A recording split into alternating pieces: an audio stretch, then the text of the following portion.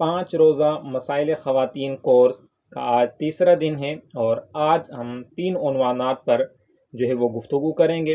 سب سے پہلا عنوان ہے قرآن پاک کو پڑھنے کے متعلق، اور دوسرا عنوان ہے قرآن پاک کو چھونے کے متعلق مسائل، اور تیسرا عنوان ہے حرمت روزہ کے متعلق۔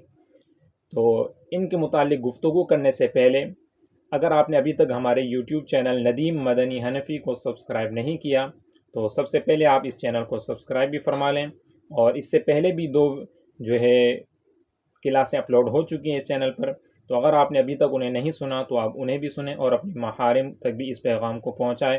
رب کریم عز و جل علم کے نور سے ہمارے سینوں کو منور فرمائے۔ تو جو سب سے پہلا عنوان ہے آج، وہ ہے قرآن پاک پڑھنے کے متعلق۔ تو سب سے جو پہلا سوال ہے اس کی طرف بڑھتے ہیں۔ پہلا سوال ہے کہ حیض و نفاس کی حالت میں قرآن پاک پڑھنے کا کیا حکم ہے؟ تو اس کا جواب یہ ہے کہ اس حالت میں قرآن پاک پڑھنا حرام ہے۔ اگلا سوال ہے کیا ایک آیت پڑھنا بھی ناجائز ہے؟ تو اس کا جواب یہ ہے جی ہاں، حیض و نفاس کی حالت میں ایک آیت بلکہ ایک آیت سے کم پڑھنا بھی جائز نہیں، حتیٰ کہ تلاوت قرآن پاک کی نیت سے ایک کلمہ یا ایک حرف بھی نہیں پڑھ سکتے۔ اگلا سوال ہے کہ بسم اللہ شریف بھی قرآن پاک کا حصہ ہے، تو کیا یہ بھی حیض و نفاس کی حالت میں کھانے کی ابتدا میں یا کسی اور کام کو شروع کرتے وقت نہیں پڑھ سکتے؟ تو اس کا جواب یہ ہے کہ بسم اللہ شریف اگرچہ قرآن پاک کا حصہ ہے، لیکن حیض و نفاس والی عورت بھی کسی نیک و جائز کام کو شروع کرنے سے پہلے بسم اللہ پڑھ سکتی ہے، کیونکہ اس موقع پر قرآن پڑھنے کی نیت نہیں ہوتی بلکہ برکت حاصل کرنے کی نیت ہوتی ہے۔ اس وجہ سے بسم اللہ شریف ان نیک کاموں سے پہلے بسم اللہ بالکل خواتین پڑھ سکتی ہیں۔ اگلا سوال ہے کہ کیا دم کرنے کی نیت سے قرآن پاک کی کوئی آیت یا سورت پڑھ سکتے ہیں یا نہیں؟ تو اس کا جواب یہ ہے کہ دم کرنے کی نیت سے حیض و نفاس کی حالت میں قرآن پاک نہیں پڑھ سکتے، کیونکہ دم کرنے والے کا مقصود یہی ہوتا ہے کہ قرآن کی تلاوت سے شفا حاصل ہو جائے، اور یہ بات آپ پہلے سن چکے ہیں کہ اس حالت میں قرآن پاک کی نیت سے ایک لفظ بھی ادا نہیں کر سکتے۔ ہاں، وہ آیت یا سورت جو خالص دعا اور ثنا قرآن کے لیے متعین نہ ہو، ان کو قرآن کی نیت سے نہیں بلکہ دعا اور ثنا کی نیت سے ہی پڑھ سکتے ہیں انہیں، اور یہ ارادہ کریں کہ اس دعا اور ثنا کی برکت سے اللہ تعالیٰ شفا عطا کر دے، اور یوں دم کرے تو پھر جائز ہے۔ یعنی اگر قرآن پاک کی نیت سے اگر کریں گے تو پھر ایسی صورت میں جو قرآن ہی پر مشتمل ہے اور دعا اور ثنا والا معنی ان کے اندر نہیں پایا جاتا تو پھر وہ دم نہیں کر سکتے، لیکن وہ آیتیں یا وہ صورت کہ جن کے اندر ثنا کا معنی پایا جاتا ہے یا حمد، ثنا اور دعا وغیرہ کے معنی اس کے اندر موجود ہیں، تو پھر وہ ان دعا اور ثنا کی نیت سے دم کر سکتے ہیں۔ اگلا سوال ہے کہ جو خواتین قرآن سیکھ رہی ہوتی ہیں یا قرآن سکھاتی ہیں یعنی معلمہ ہوتی ہیں، کیا ان کو حالت حیض و نفاس میں قرآن پڑھنے کی اجازت ہے؟ تو اس کا جواب توجہ سے آپ نے سننا ہے کہ معلمہ یعنی قرآن پاک جو سکھاتی اور پڑھاتی ہے، اس کو مخصوص طریقے سے قرآن پڑھانے کی اجازت ہے، چاہے وہ گھر میں پڑھائے یا کسی ادارے وغیرہ میں پڑھائے۔ اب مخصوص طریقہ کیا ہے؟ وہ طریقہ یہ ہے کہ معلمہ 2 کلمے ایک سانس میں ادا نہ کرے، بلکہ ایک کلمہ پڑھا کر سانس توڑ دے، پھر دوسرا کلمہ پڑھائے، اور پڑھتے وقت یہ نیت کرے کہ میں قرآن نہیں پڑھ رہی، بلکہ یوں نیت کرے کہ عربی زبان کے الفاظ ادا کر رہی ہوں۔ اور دوسرا طریقہ اس کا یہ ہے کہ ایک ایک حرف کر کے ہجے کروائیں، تو یہ بھی طریقہ معلمہ کرا سکتی ہیں۔ البتہ معلمہ کے علاوہ دیگر خواتین ایک ایک کلمہ کر کے بھی قرآن نہیں پڑھ سکتی اگرچہ وہ قرآن سیکھنے کی نیت رکھتی ہوں۔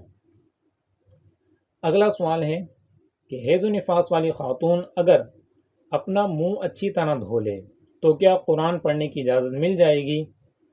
اس کا جواب یہ کہ جی نہیں، منہ دھونے سے حیض و نفاس ختم نہیں ہو جائے گا، اس لیے قرآن پڑھنے کی اجازت بھی نہیں ہوگی۔ اگلا سوال ہے کہ حیض و نفاس کی حالت میں دیگر آسمانی کتابیں پڑھنے کا کیا حکم ہے، یعنی جیسے زبور، تورات اور انجیل وغیرہ؟ اس کا جواب یہ ہے کہ قرآن پاک کے علاوہ دیگر آسمانی کتابیں جیسے تورات، زبور اور انجیل اگرچہ اپنی اصلی حالت پر نہیں ہیں، یعنی ان میں بہت سی جگہوں پر تحریف و تبدیلیاں کر دی گئی ہیں، لیکن ان میں کلام اللہ بھی موجود ہے۔ ہاں، یہ معلوم نہیں کہ کون سا حصہ کلام اللہ ہے اور کون سا حصہ تحریف شدہ ہے، یعنی تبدیل کر دیا گیا ہے۔ اس لیے علماء کرام فرماتے ہیں کہ حیض و نفاس کی حالت میں یہ کتابیں پڑھنا بھی مکروہ ہے۔ اگلا سوال ہے کہ کیا حیض کی حالت میں 6 کلمے پڑھنا جائز ہے؟ تو اس کا جواب یہ ہے کہ جی ہاں، حیض کی حالت میں 6 کلمے پڑھنا جائز ہے، اگرچہ ان میں بعض قرآن پاک کے کلمات بھی ہیں، لیکن کلمے پڑھتے وقت ذکر کی نیت ہوتی ہے، تلاوت قرآن کی نیت نہیں ہوتی، لہذا یہ کلمے پڑھنے میں حرج نہیں ہے۔ اگلا سوال ہے کہ حیض و نفاس کی حالت میں تسبیحات اور دیگر اذکار وغیرہ مثلا درود پاک وغیرہ پڑھ سکتے ہیں یا نہیں؟ تو اس کا جواب یہ ہے کہ جی ہاں، حیض و نفاس کی حالت میں تسبیحات، ذکر و اذکار اور درود شریف پڑھنا بالکل جائز ہے۔ اگلا اس عنوان کا قرآن پاک پڑھنے کا آخری سوال ہے، اور وہ یہ ہے کیا حیض و نفاس کی حالت میں قرآن پاک کو دیکھنا جائز ہے؟ تو اس کا جواب یہ ہے کہ جی ہاں، قرآن پاک کو اس حالت میں بھی دیکھنا بلکہ سننا بھی جائز ہے اور ثواب کا باعث ہے۔ تو یہ جو پہلا عنوان تھا قرآن پاک کو پڑھنا، تو اس کے متعلق ہم نے چند اہم مسائل ہم نے وہ سنے ہیں۔ اگلے عنوان کی طرف بڑھتے ہیں۔ اگلا عنوان ہے کہ قرآن پاک کو چھونا۔ تو اس سے متعلق جو سب سے پہلا سوال ہے وہ یہ ہے کہ حیض و نفاس کی حالت میں قرآن پاک کو چھونا کیسا ہے؟ تو اس کا جواب یہ ہے کہ حیض و نفاس کی حالت میں قرآن پاک کو چھونا یہ حرام ہے، نہیں چھو سکتے۔ اگلا سوال اس عنوان کا یہ ہے کہ مصحف شریف میں صفحے پر قرآن لکھا ہوتا ہے، سائیڈوں سے صفحہ خالی ہوتا ہے، کہ اس جگہ کو ہاتھ لگا سکتے ہیں؟ تو اس کا جواب یہ ہے کہ جی نہیں، مصحف شریف یعنی قرآن پاک کے نسخے کو اس حالت میں کسی جگہ سے بھی نہیں چھو سکتے، نہ اس جگہ کو جہاں قرآن کے الفاظ لکھے ہیں اور نہ صفحے کے خالی حصے کو، بلکہ باہر والی جگہ جلد اور گتے کو بھی نہیں چھو سکتے۔ تیسرا سوال اس عنوان کا ہے کہ اگر قرآن پاک پر غلاف چڑھا ہو تو کیا اسے چھو سکتے ہیں؟ تو اس کا جواب یہ ہے کہ وہ غلاف جو قرآن پاک کے نسخے کے ساتھ جڑا نہیں ہوتا بلکہ علیحدہ ہوتا ہے اور قرآن پاک پڑھنے کے وقت غلاف سے نکال کر پھر پڑھا جاتا ہے، ایسے غلاف کے اوپر سے قرآن پاک کو چھونا جائز ہے۔ اور اگر غلاف قرآن کی جلد کے ساتھ جڑا ہوا ہو، جیسے چولی وغیرہ ہوتی ہے، تو اس کے اوپر سے ناپاکی کی حالت میں قرآن کو چھونا جائز نہیں، کیونکہ ایسا غلاف مصحف شریف یعنی قرآن پاک کے تابع شمار ہوتا ہے۔ اگلا سوال ہے کہ ایسا لاکٹ یا انگوٹھی جس پر آیت الکرسی یا قرآن کی کوئی آیت لکھی ہو، اس کو حیض و نفاس کی حالت میں پہننا کیسا ہے؟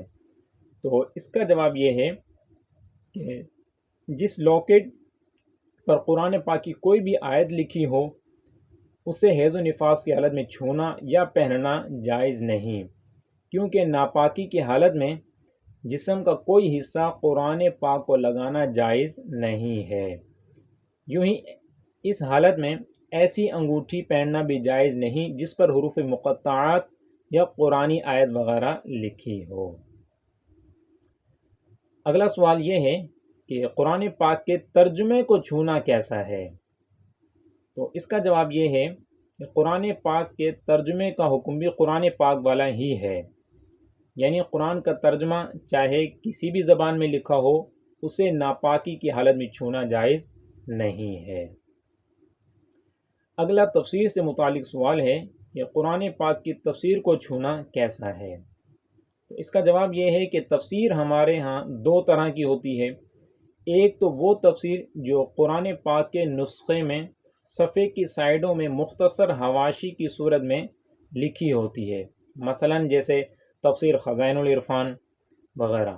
ایسی تفسیر کو ناپاکی کی حالت میں چھونا جائز نہیں، یعنی قرآن پاک کے نسخے کی طرح کسی جگہ بھی ہاتھ لگانے کی اجازت نہیں، اور وہ تفاسیر جس میں قرآن کی آیات کم اور ضمناً ہوتی ہیں اور تفسیر کی عبارت زیادہ ہوتی ہے، ان کا حکم قرآن پاک کے نسخے کی طرح نہیں ہے، بلکہ ان کا حکم یہ ہے کہ ان میں جہاں قرآن کی آیت یا ترجمہ لکھا ہو، اسی جانب اور اسی مقام سے اس کی پچھلی جانب سے چھونا جائز نہیں ہے۔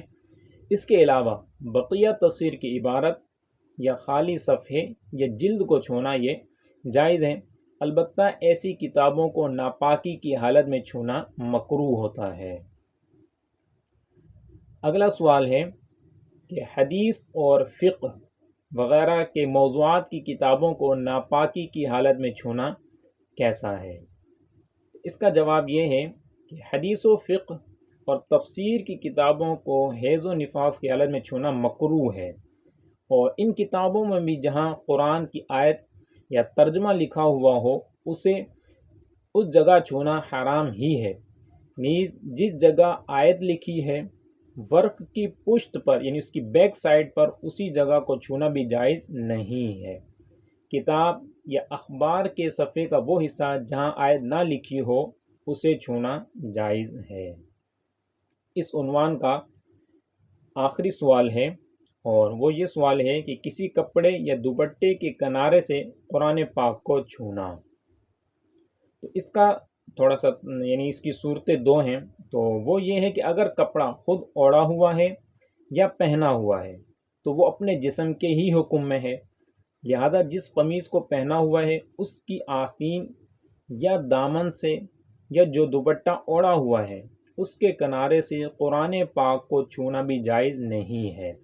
ہاں اگر وہ کپڑا خود پہنا یا اوڑھا ہوا نہیں ہے اور وہ قرآن پاک کے ساتھ جڑا ہوا بھی نہیں ہے تو اس کو درمیان میں رکھ کر قرآن پاک کو چھونا جائز ہے۔ تو یہ جو دوسرا عنوان تھا قرآن پاک کو چھونا، تو یہ کمپلیٹ ہوا۔ آج کا آخری عنوان ہے حرمت روزہ کے متعلق، کہ مخصوص ایام میں عورت کو روزہ رکھنے کے حوالے سے کیا حکم ہے۔ جو سب سے پہلا سوال بھی یہی ہے کہ حیض و نفاس کی حالت میں عورت کے لیے روزہ رکھنے کا کیا حکم ہے۔ تو اس کا جواب یہ ہے کہ اس حالت میں ہر قسم کا روزہ رکھنا حرام ہے، چاہے وہ فرض ہو یا نفل، قضا ہو یا ادا، یعنی کسی طرح کا بھی روزہ رکھنے کی اجازت نہیں ہے۔ اب یہاں پر جو مخصوص ایام یعنی حیض و نفاس کی حالت میں روزہ رکھنا یہ حرام ہے، اس کی اجازت نہیں ہے، اس کی حکمت بیان کرتے ہوئے مفتی شریف الحق امجدی رحمۃ اللہ تعالی علیہ نزہۃ القاری کے اندر بیان فرماتے ہیں کہ روزہ رکھنے سے جسم میں خشکی پیدا ہو جاتی ہے، خشکی کی وجہ سے کما حقہ جو حیض کا خون ہے وہ نہیں نکلتا، جو کہ نقصان دہ ہے۔ اس لیے ان ایام میں عورتوں کو ایسی چیزیں استعمال کرائی جاتی ہیں جن سے اچھی طرح یہ ادار ہو جائے، یعنی خون وغیرہ بہہ جائے۔ روزہ اس میں حارج یعنی رکاوٹ بنے گا، لہذا روزہ رکھنا منع کر دیا گیا۔ تو یہ ایک حکمت جو ہے وہ فقہاء کرام نے بیان کی ہے۔ اس عنوان کا دوسرا سوال ہے کہ جس طرح اس عذر شرعی میں چھوٹی ہوئی نمازیں معاف ہوتی ہیں، کیا رمضان کے روزے بھی معاف ہوں گے؟ تو اس کا جواب یہ ہے کہ جی نہیں، رمضان کے روزے اگر حیض و نفاس کی وجہ سے چھوٹ جائیں تو ان روزوں کی قضا لازم ہوتی ہے۔ اگلا سوال ہے کہ اگر صبح روزہ رکھتے وقت عورت پاک تھی لیکن بعد میں روزے کی حالت میں حیض یا نفاس کا خون آ گیا تو اب کیا حکم ہوگا؟ تو اس کا جواب یہ ہے کہ اگر غروب آفتاب سے یعنی سورج ڈوبنے سے پہلے کسی بھی وقت حیض و نفاس کا خون آ گیا تو جو روزہ رکھا ہوا تھا وہ فاسد ہو جائے گا، ٹوٹ جائے گا، اور بعد میں اس کی قضا کرنی ہوگی۔ تو جو 3 عنوانات تھے آج کے وہ کمپلیٹ ہو چکے ہیں۔ رب کریم عز و جل کی بارگاہ میں دعا ہے کہ مالک کریم عز و جل ہم سب کو علم دین اور فرض علوم سیکھنے، سمجھنے اور عمل کرنے کی توفیق عطا فرمائے۔